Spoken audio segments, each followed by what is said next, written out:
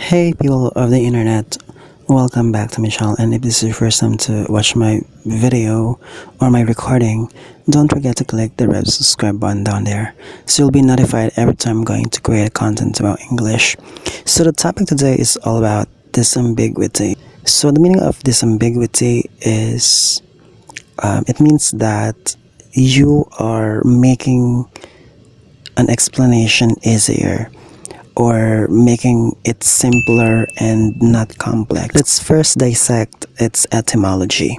So when you say this, of course, it means not, and ambiguity or ambiguous means complex or difficult. So if you combine them together, it will be disambiguity.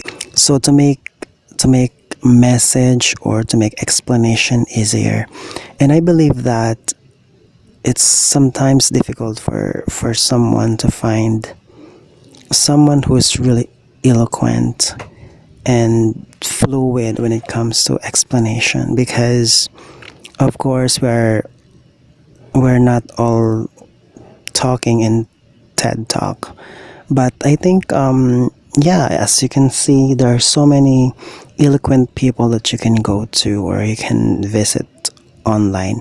Well, for me, I would say that when it comes to call center, I really like Candice because she disambiguate everything about call center. So I was able to entice and gravitate to her channel, especially her content creations. So actually at first, I was so fascinated and amazed and flabbergasted the way she explained, all about call center, because the reason why I was interested in call center was that if ever I didn't pursue, or if there's something wrong with ESL, at least I have a fallback, which was call center. But unfortunately, I'm still thinking twice because working in a call center is really laborious. So you really have to work at night and then you're gonna get tired in the morning. And I'm not used to that kind of environment or that kind of work. But of course, if I were to work, then I would really strive so much in order for me to earn money, because of course life is not free. Be going back to the topic, so yeah, she's really good at explaining things, especially explaining Mac calls, because actually when I was watching other Mac calls, I just hear it, but I still having a hard time understanding it.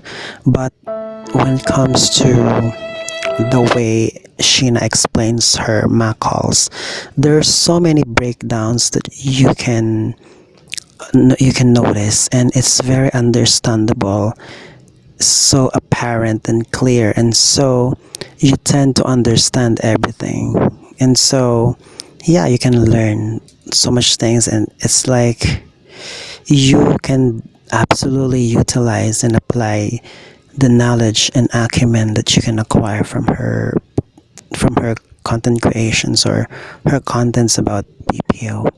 So I would say that question is fire. Sheena is fire because among all the call centers that I watched, she stood out. So I like the way she disambiguate explanation when it comes to the BPO world, as to how you can nail it. Like, because the first video that I watched from her was it's like booking call. So I believe that you can absolutely pass your call center job if you refer to her vlogs. I mean, to her content creation. Her content creation is very helpful and advantageous. Actually, I was able to enlighten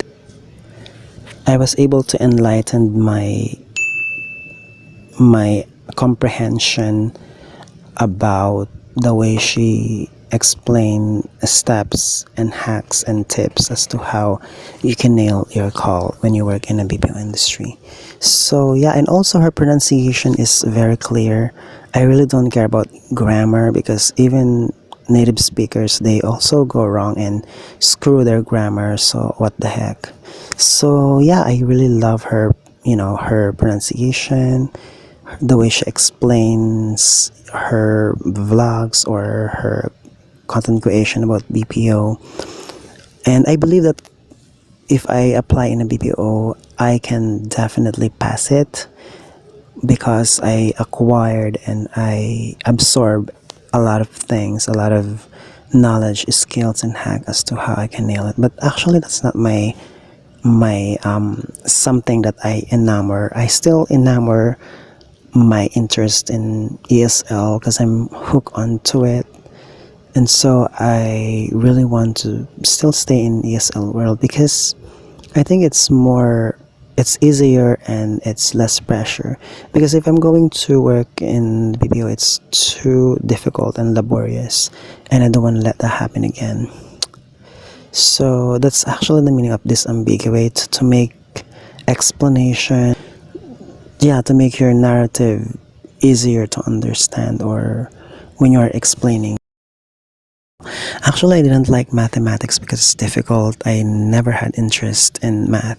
But since my teacher in math was so epic, was so pro, I was able to still listen carefully, even though I had a hard time understanding and absorbing like math equations, problem solving, and like learning algebra and trigo. I believe that that was so difficult and mentally challenging and demanding. But despite the fact that that was difficult, I still appreciate it because, yeah, she's really good at teaching.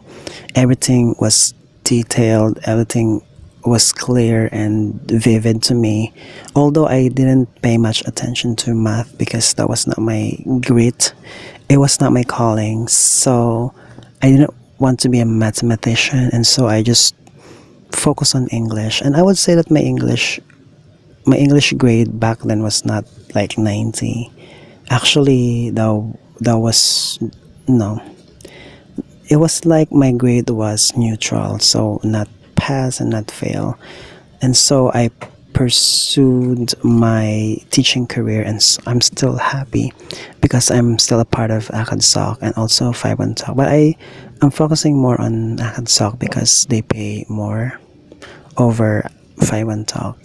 So yeah, I actually learned so much things from my teachers who were good at disambiguation, especially my Filipino teacher.